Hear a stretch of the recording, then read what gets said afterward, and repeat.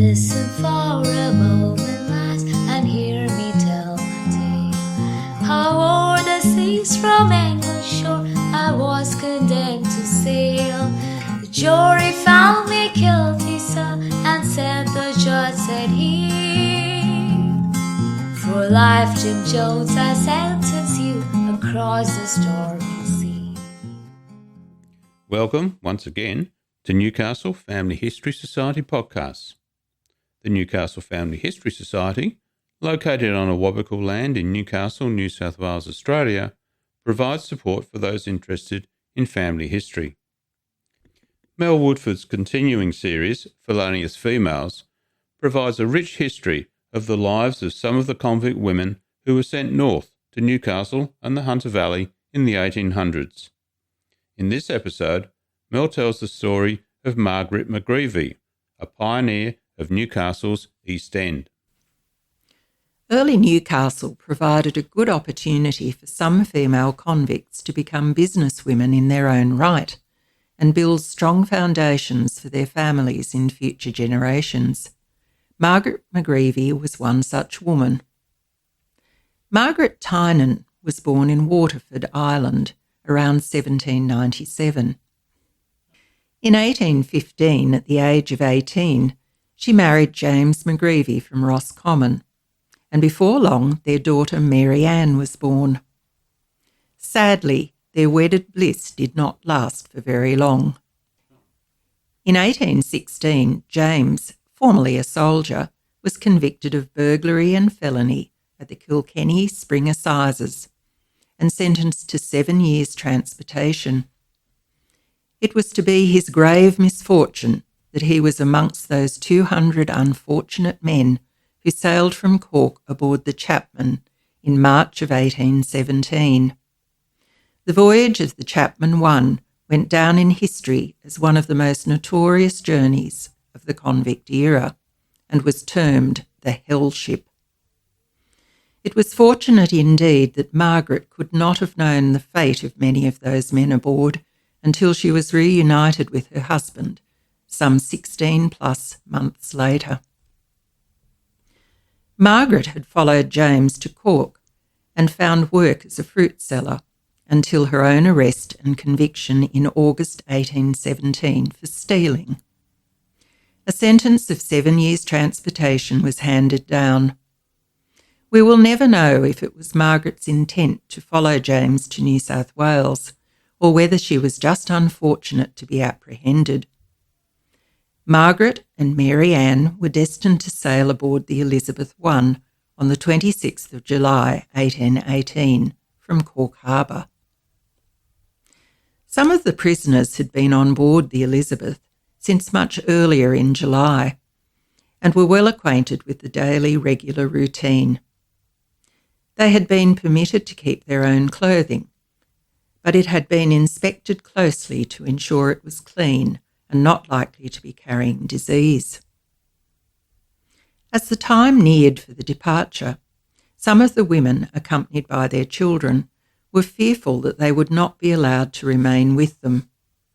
Mr. Oster, the master, inspected the children, and 3 of the older boys, who were around 12 years of age, were sent back to shore as they would be able to work and earn their living. The other 17 younger children, 6 boys and 11 girls, were allowed to remain with their mothers, many being little more than infants.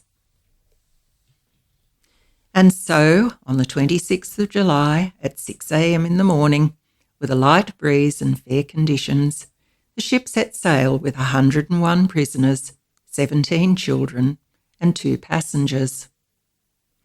2 days into the voyage, the ship's motion caused considerable seasickness amongst the children and the women, but fortunately this only lasted for a day or 2.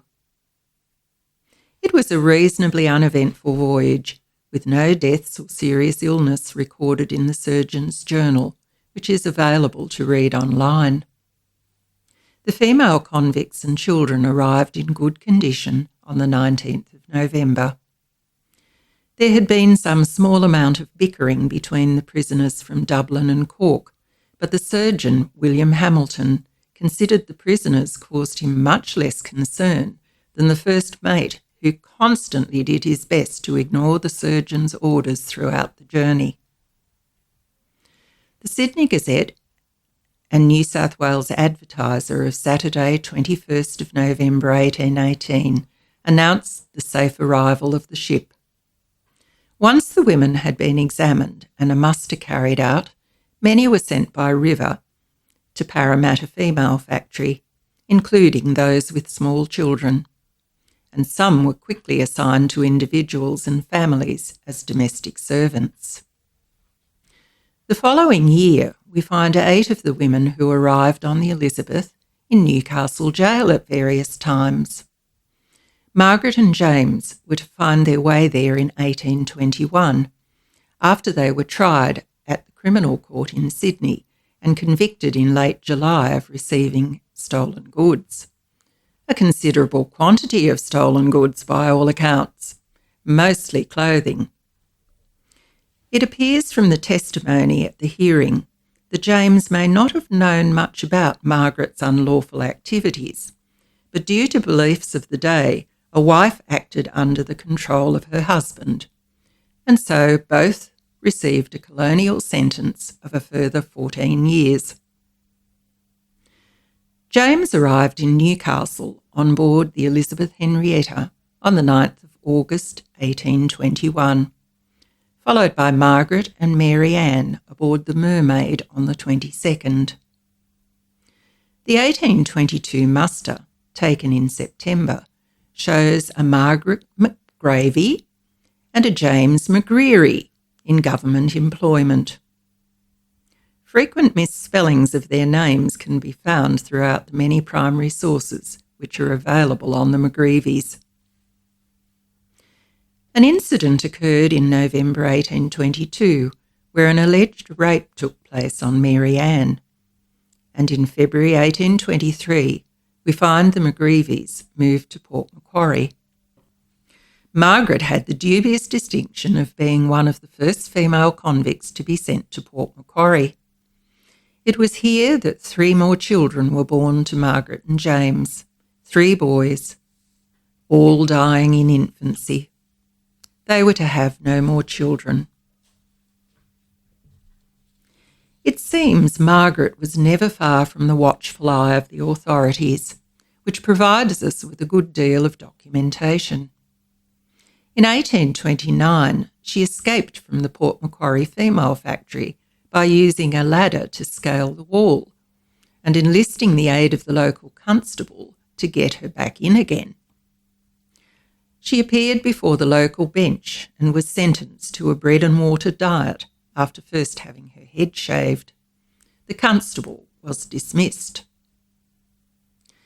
Life took its course for a while after that, until at the age of 15, Mary Ann and an Irish ticket of leave man in his early 40s by the name of John Nixon Brunker posted their bans. Objections to the marriage were soon raised by a Jamaican convict by the name of William Wright, who threatened Brunker, saying that Mary Ann had been promised to him. Some suggestion has been made that Wright may have been the victim of some form of ongoing practical joke amongst some of the other convict men, according to evidence given at the time. The matter was heard before the bench in Port Macquarie, and Wright was charged with impropriety of conduct and punished. Mary Ann and John Brunker went on to marry on the 22nd of September 1830. 3 children were soon born to them. The first, James Nixon Brunker, in 1832, followed by Margaret 2 years later, and Mary Ann in 1836. The following year, John met with an accident whilst crossing Cockfighters Creek, also known as Wallumbye Brook. Sadly, he was drowned. Only 7 years into her marriage, Mary Ann was left a widow with 3 small children at the age of only 23. Her parents, Margaret and James, were there to help. Margaret and James returned to Newcastle in 1833. James had been a commendable convict while in the Port Macquarie area and attained his certificate of freedom early. Margaret served the remainder of her sentence assigned to her daughter, Mary Ann, in Newcastle.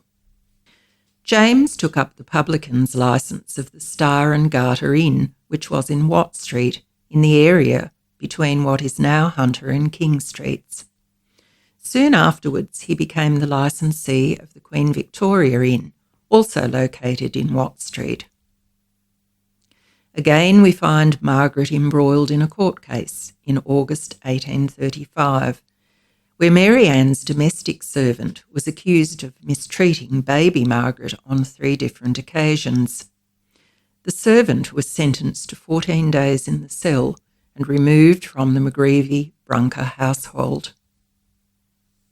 The McGreavys and Brunkers continue to be mentioned in the local newspapers and court records, leaving a well-documented trail for historians to follow.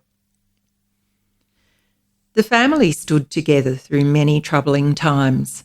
Mary Ann married a Watt Street butcher by the name of William White in 1847 and had 3 more children, all male. William Henry was born in 1849, George 2 years later, and Edward in 1854. After James's death in 1846, the licence of the Queen Victoria Inn passed to Margaret, who held it for the next 12 years. During this period, Margaret helped her family through difficult times. The early and sudden death of her much-loved granddaughter and great-granddaughter, business troubles and robberies. She lived to see her 6 grandchildren born and raised, as well as some of her great-grandchildren from Mary Ann's first marriage. Her first grandchild, James Nixon Brunker, received an excellent education due to the financial support received from James and Margaret.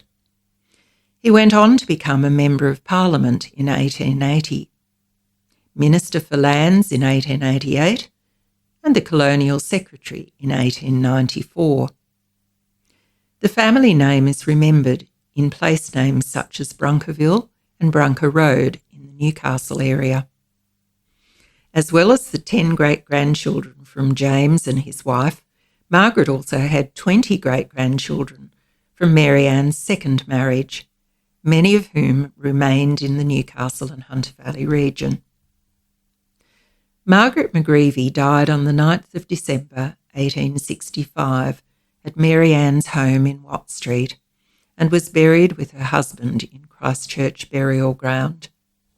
She is remembered as a pioneer of Newcastle East End and the matriarch of a large, proud group of Australians.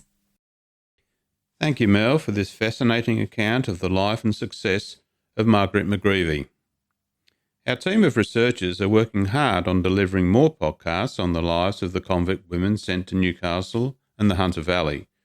And if you're looking for more detail, the second edition of They Sent Me North, containing an expanded database and over 70 biographies, is now available for download from our online shop, www.nfhs.org.au/shop. Thanks for listening to Newcastle Family History Society podcasts.